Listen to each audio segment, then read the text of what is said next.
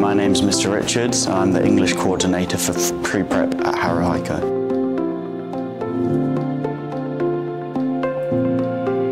Talk for Write is an idea, a way of teaching that was developed by an English author called Pye Corbett, and it's focused around these sort of core fundamental beliefs that affect the way that you plan your lessons.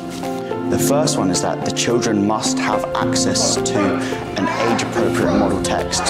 That's a model text that's normally written by the class teacher and is tailored for the specific class in terms of its length and the skills that are being used in it. Another core belief of Talk for Write is that if a child cannot say it, they can't write it down. So there's a huge focus around oracy and the children being able to speak their sentences before they actually come to write them in the book. The last one is that when children come to do their writing, they should be allowed as much support or as much scaffolding as they need.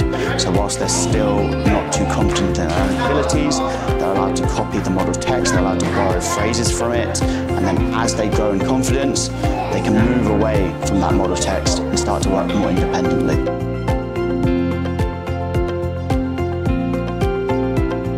Well, Talk for Write was developed by Pye Corbett in England in schools in less advantageous areas.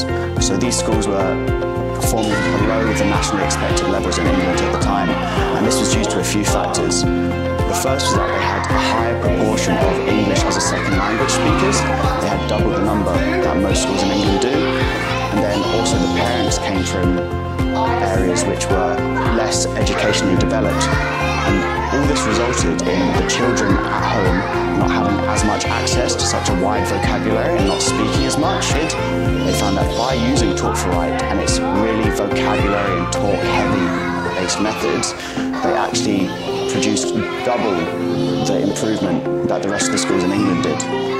How that applies to Harrow Highco is that a lot of our students don't have a language at home which is rich in English. They're second language speakers. So by giving them such a talk-heavy way of learning at school, we're really getting them to learn that vocabulary and those sentence structures much quicker than they would naturally.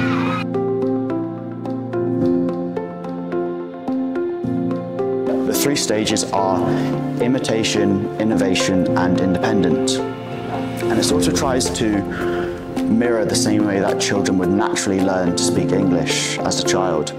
The imitation stage is where the children work with a teacher to learn a model text. This model text is one that's written by the teacher of the class and suited to match the exact needs of that class. So it's suited to match their English ability in terms of vocabulary and the length of a story which they can remember. It's a stage that lasts 1.5 to 2 weeks, and the children are taught to memorise the story using actions, a story map of pictures, and then orally as well. During this stage as well, the children will also have fun activities they can do, such as role-playing or drawing their own story maps, and this serves the purpose of really trying to immerse them in the story. The next stage is innovation.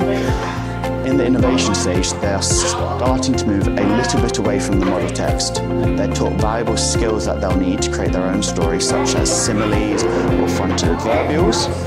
And the teacher will work with the children to do shared writes to show them how they can use the model text, which they have now internalized into their memory, and slightly tweak it in their heads to make a brand new story using those same sentence structures. The final stage is the independent application stage, and this is where the children get the opportunity to use everything that they've learned to write their final independent piece. I think it's worked really well so far.